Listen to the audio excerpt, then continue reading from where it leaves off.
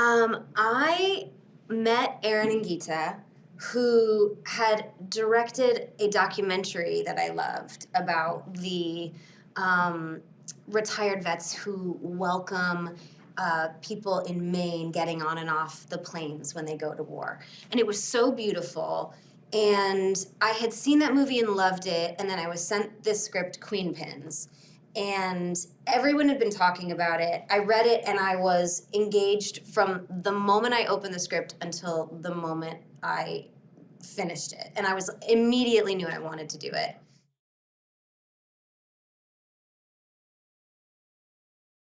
I play Connie Kaminsky, who is a former Olympic race walker.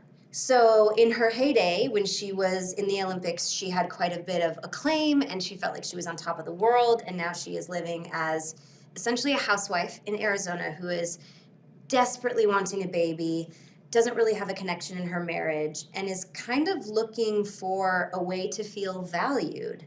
Enter this coupon scam.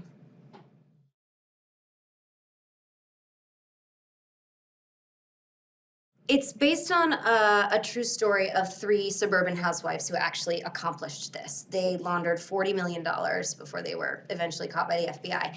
And though their character names and were different, and none of them were race walkers, but Aaron and Geeta, when they wrote the script, they thought, wouldn't it be cool if Connie was this like committed to achievement Olympic style person. They were like, oh, well, what if she's just actually an Olympic athlete who had had that taste of achievement and then it was taken away from her and felt like her life needed more. She felt discounted and she wanted to be valued. So I read all the original stories about the women who accomplished this grand scheme, and they were very, very smart. So they took liberties into changing it to being just Kirby and I. But it's still a pretty dynamic pair.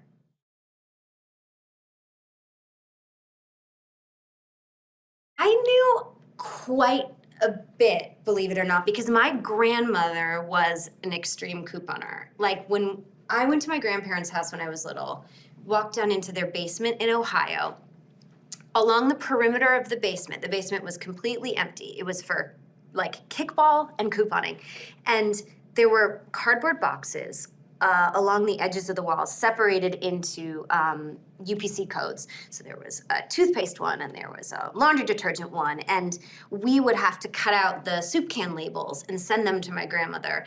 And she would write the company, and it wasn't for a scam, but it was like, hey, Campbell's Soup, I've bought 80 soups this month, and they'd send her like a $5 check. Back then, they would actually just give you some money back. And then my grandmother started college accounts for all of her grandkids with the small amounts she was making from writing the companies. So I knew there was this big underground business in couponing and in contacting the companies.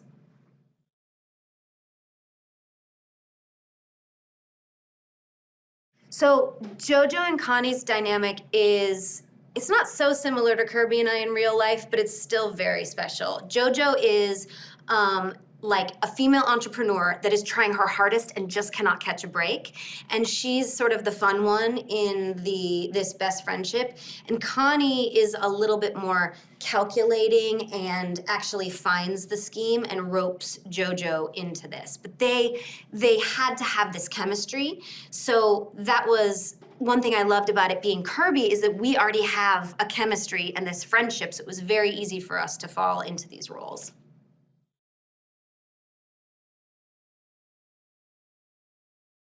Aaron and Geeta had written a script where it was so clear why you're rooting for these girls. They wrote so many scenes in the beginning that make the audience go, God, I just want these girls to get a win. They deserve it, And hopefully people will see themselves in these women and go like, yeah, I can totally see why they did not feel valued and why they decided to break some rules, because the rules were not meant for them. Everything was stacked against them, and they decided to make their own rules.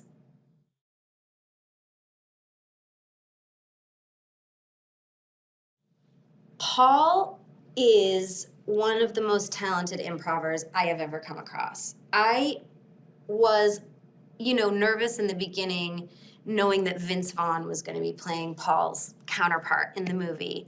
And I thought, oof, I mean, Vince is Vince, right? He's like one of the best improvers of all time. And I was like, I hope Paul can hang. And then watching the scenes between them, I was like, oh, okay.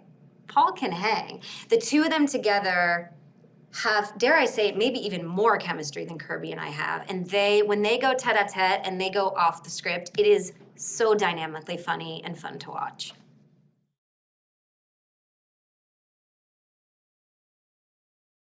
They're really, really good as a team. They rely on each other and they check with each other in a way that is like very wholesome. They're never trying to one up each other, and just having that attitude on a set where you're seeing these beautiful partners want to have a common goal and execute it together with all of us, it's incredibly collaborative, and it made for a very nice set to work on. They're also some of the best writers I've ever worked with. Their script is so nuanced and layered, and the words are chosen so perfectly, it's very easy to say their words.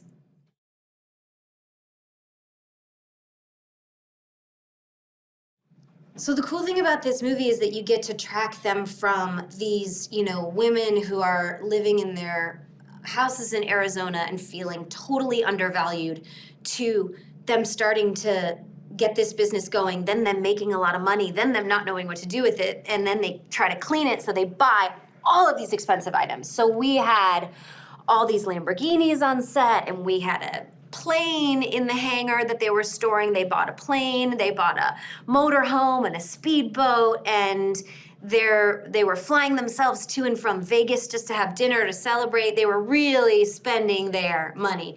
And it was pretty fun to pretend to be that girl with Kirby, to drive in a Lambo and fly on a private jet just to go get some sushi in Vegas.